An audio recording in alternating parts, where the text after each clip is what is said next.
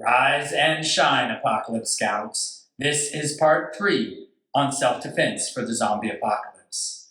We know that Plan A is risk management and establishing boundaries, and Plan B is striking if necessary to defend those boundaries. But what if someone or something breaks through your defenses? What happens if you are grabbed, choked, cornered, or pinned against a wall or the floor? What you gonna do when the apocalypse runs wild on you? I'm Crazy Conspiracy Dude, your pre-apocalyptic source for post-apocalyptic information, using digital media to prepare for the collapse or ascendance of digital technologies. This is the art of the apocalypse. With special guest, Crazy Conspiracy Princess. You're listening to Radio Free Apocalypse. Zombies are grabbers. They will try to grab you and take a bite out of you. And since wrestling a zombie makes about as much sense as eating a sandwich made of soup, striking a zombie's vital areas remains your best plan B. But remember, striking distance is a two-way street. If a zombie is within your striking distance, you are within that zombie's grabbing distance. So during a zombie outbreak or in any high-risk zone, social distance is better than striking distance. Not only will 2 meters help protect you from the airborne spread of viruses, it will also keep you out of anyone or anything else's reach. Still, the only thing predictable about the zombie apocalypse is its unpredictability. So Plan C is all about grappling. How do you grapple with the zombie? Very carefully.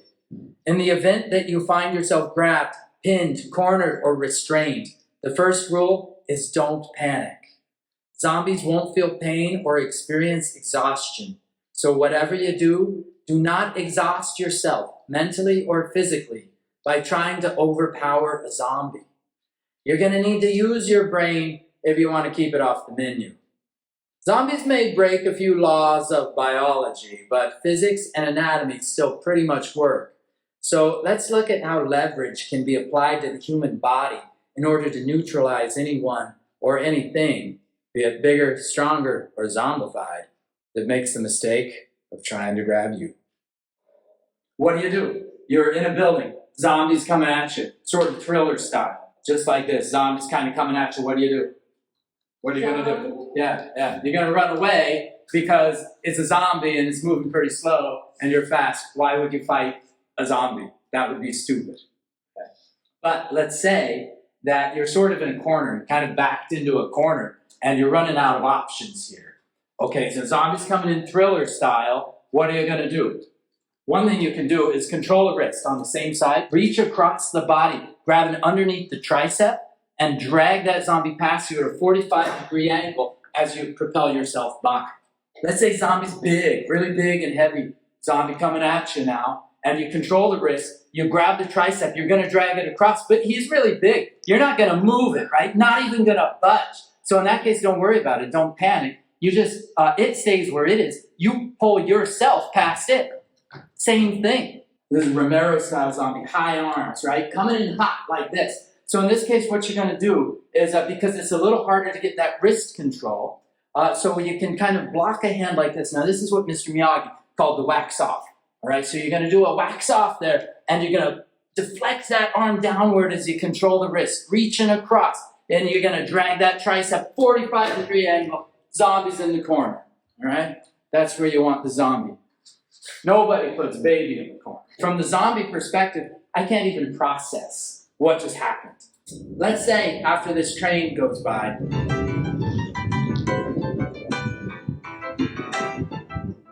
you're not just trapped in a corner, you're trapped in the building with the zombie because there's zombies all around outside. Okay? I saw this situation in a movie once. So in this situation, it's not enough to get away from the zombie, you got to disable it. So as the zombie's coming in, you're going to get the arm control. Now, it doesn't matter if it's up high, down low, you got wrist control. Coming from below, you could put palm heel strike. You could. That would be effective, but that's like a sort of a, how do you say, like a fidgety kind of move against a zombie. So you might just want to come from underneath get the chin, get the throat control. So now you can really keep the teeth at a distance. You're going to step through, bringing your calf against its calf. Now from this situation, just by torquing your leg, you could pretty much trip a zombie, all right? But if you bring some pressure on the wrist at the same time as you kind of put some pressure on the throat, there's really no way that I can manage to not fall down there. It is possible that as you take the zombie down, it might grab a hold of you, in which case you just go down with it to the knee, which is a natural thing from that position anyway, because to trip it, you're bending the knee anyway. And from here, you're just going to have to finish it off. You got some chops, you got some elbows, you got some stomps, you're holding that wrist control to the last second, and then you're off and away. All right?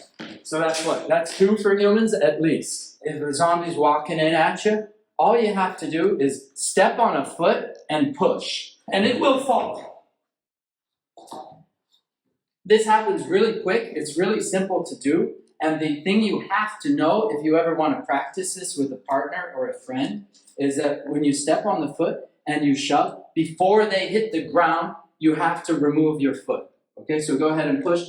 You have to remove your foot because if that foot stays planted on the ground and you push me down and it stays like that, there's a huge chance that I could break my ankle right there. So this is actually a very quick, simple, devastating, leverage-based takedown that would work, I think, super good against a zombie. I haven't tried it yet. Let's troubleshoot something. Let's say that everything's going great and you got wrist control, you got tricep control, you drag the zombie, you're almost away and it gets a wrist. Now, first off, nobody and nothing has a right to be grabbing your wrist this way. All right, so you need to break free and you need to do it quick, and seconds count. But what you don't want to do is try to yank your hand free, which is the natural sort of response, because this is just matching force against force, and you might not be the stronger person. So instead you want to use leverage. So the first thing you want to do is have a good strong base and pull away, almost 45 degrees. Yeah, and with a strong base like that, but still, you don't want to yank, you don't want to pull. Instead of trying to yank it free, think of your wrist as a fulcrum for a lever. And instead, just bring your elbow to its elbow, and it's impossible for anything, even a zombie, to maintain a grip on that. Don't try to move the zombie, move yourself around it. So that's the whole principle of leverage-based techniques. Now this works with double wrist grabs, but it's good to do one and then do the other and then strike. And it works even with a 2-on-1 sort of wrist grab, where maybe both hands is maybe trying to drag you. So again, you establish a strong base, and again, you're just going to bring your elbow right in the center. There may come a point where you can't quite overpower 2 hands, and in that case, you can use the second hand for a little assistance, just like that. Very important point, though, is that you don't try to yank free. Because with 2 hands, if you're really trying to yank free and you finally yank free, you might just smack yourself in the face. And you don't want to be smacking yourself in the face. You want to be smacking the zombie, but not in the face. Don't hit a zombie in the face and say, crazy conspiracy dude told me, smack a zombie in the face. I didn't say it. I said, don't do that, actually. Remember the principles? You're going to use, the wrists are the fulcrum. You're going to push your elbow into a better position. Use the second hand for leverage if you have to, and strike.